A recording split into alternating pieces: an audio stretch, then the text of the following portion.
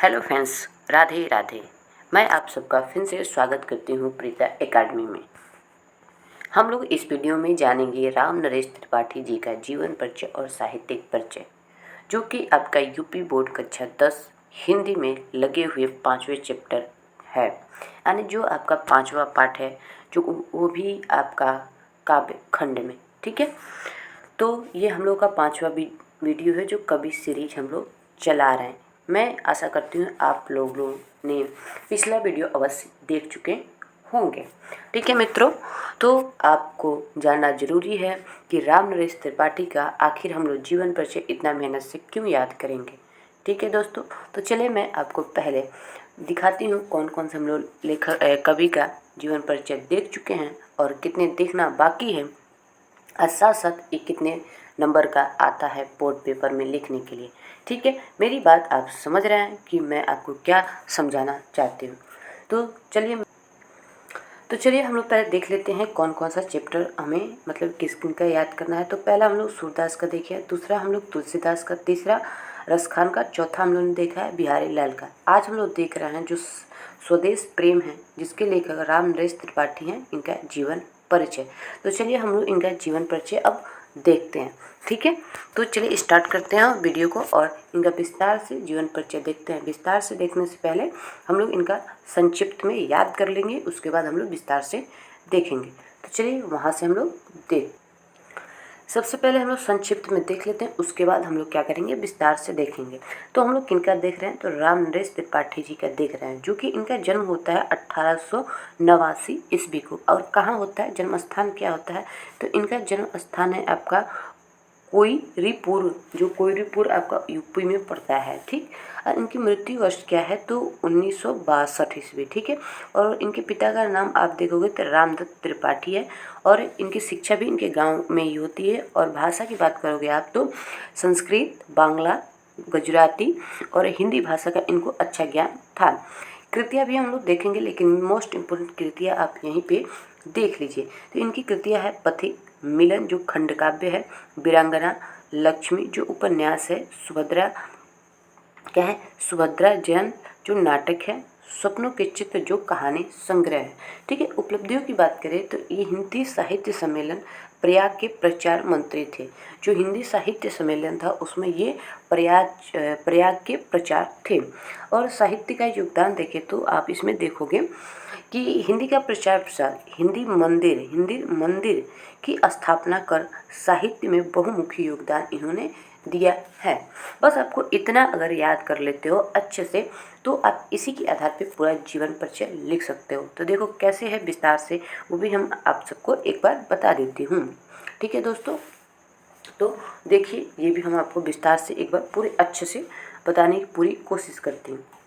तो राष्ट्रीय भावना से ओतप्रोत काव्य सृजन करने वाले राम नरेश त्रिपाठी का जन्म 1889 ईस्वी को कहाँ पे होता है, तो जैनपुर के अंतर्गत आपका आता है कोइन, क्या आता है, तो आपका आता है कोइनीरपुर ग्राम में। एक साधारण कृषक परिवार में इनका जन्म होता है, यानी इनका जन्म एक साधारण कृषक परिवार में होता है।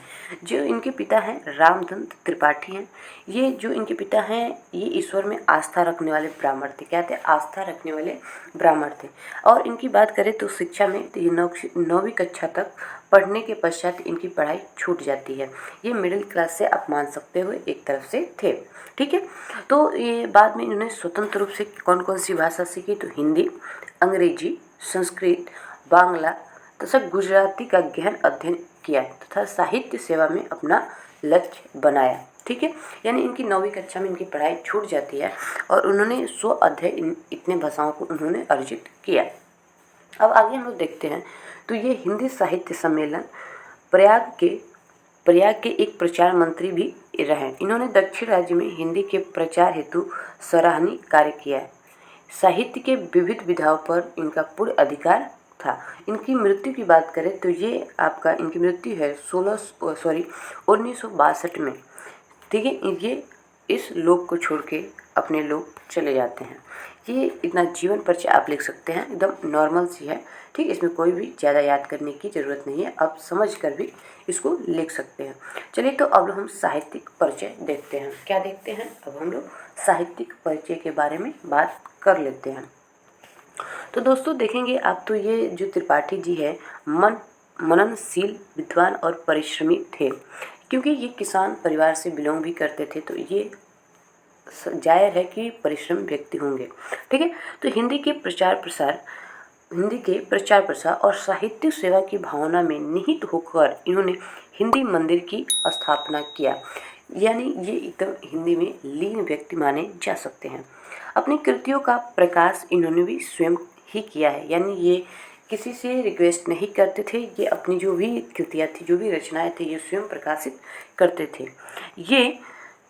ये द्विवेदी युग के उन साहित्यकारों में से हैं जिन्होंने द्विवेदी मंडल के प्रभाव से पृथक रहकर अपनी मौलिक प्रतिभा से साहित्य के क्षेत्र में कार्य किया। यानी ये किसी भी बंधनों में नहीं रखते। जो आपका है द्विवेदी युग, उस साहित्यिक मंडल से अलग होकर रचनाएं करते थे।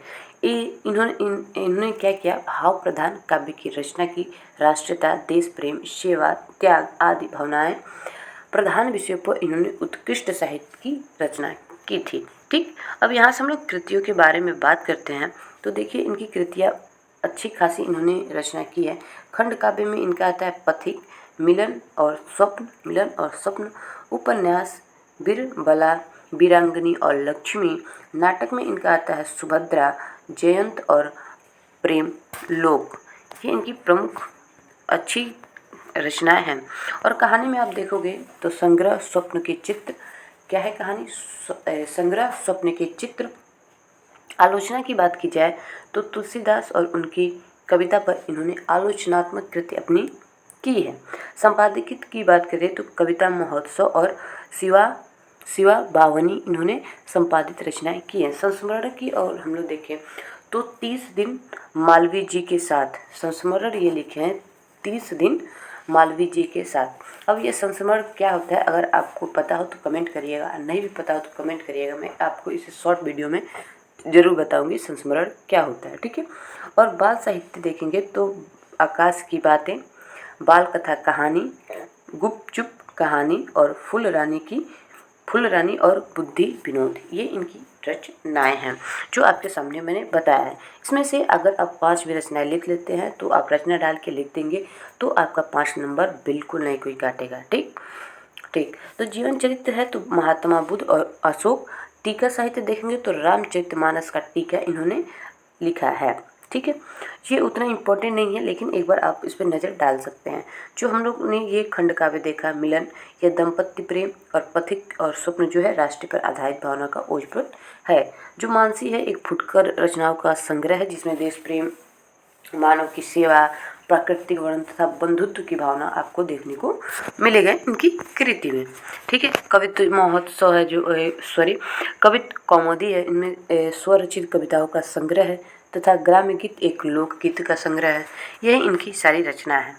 अब देखते हैं हम लोग भाषा शैली। क्या देखते हैं? भाषा शैली। ठीक, तो भाषा शैली में इनके आप देखोगे तो ये भाव अनुकूल, प्रवाहपूर्ण, सरल खड़ी बोली का ये प्रयोग करते थे अपनी रचनाओं में। संस्कृत के तत्सम शब्दों एवं समासिक पदों की भाषा में अधिकता है। शैली सरल, स्पष्ट और प्रवाहमयी है। मुख्य रूप से इन्होंने वर्णनात्मक, उपदेशात्मक शैली का देखेंगे तो प्रयोग इन्होंने किया है। किसकी शैली का? तो वर्णनात्मक, उद्देशात्मक शैली का इन्होंने प्रयोग किया है। इनका प्राकृतिक चित्र वर्णनात्मक शैली पर आधारित है। छंदों का बंधन इन्होंने स्वीकार नहीं किया है, यानी इन्होंने स्वतंत्र रूप से रचनाएं की है। तो इसमें आप बस भाषा शैली में है तो भाषा शैली में आप वर्णनात्मक और उपदेशात्मक शैली भी लिख के और अपने अकॉर्डिंग, मतलब जो भी आपको इसमें याद हो जाए, जैसे कि आप लिख सकते हैं भाव अनुकूल, प्रवाहपूर्ण, सरल खड़ी बोली का ये प्रयोग करते थे।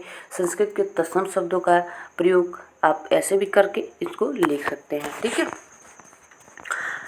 तो आगे देखेंगे तो आपको प्राचीन और आधुनिक दोनों ही छंदों में काव्य रचना इन्होंने किया है।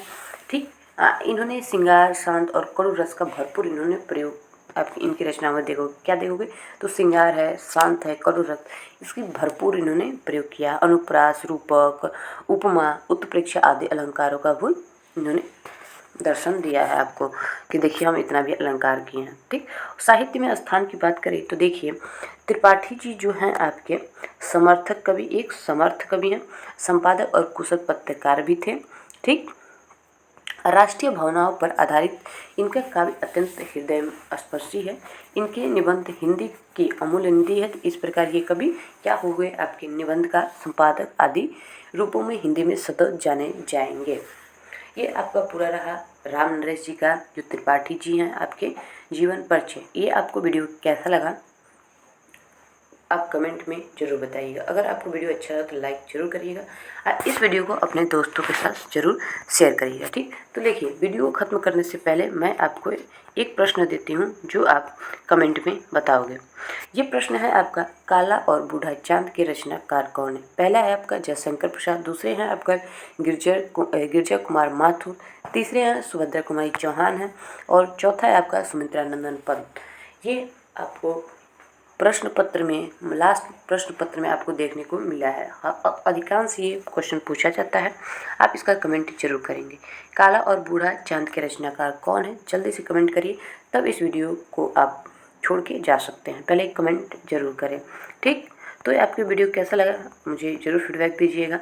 ठीक, और मैंने जितने क्वेश्चन पूछे उससे भी आप ज़रूर बताएंगे। ठीक है, तो चलते हैं, अब हम अगले वीडियो में मिलेंगे। तब तक के लिए राधे राधे, बाय बाय, जय हिंद, जय भारत।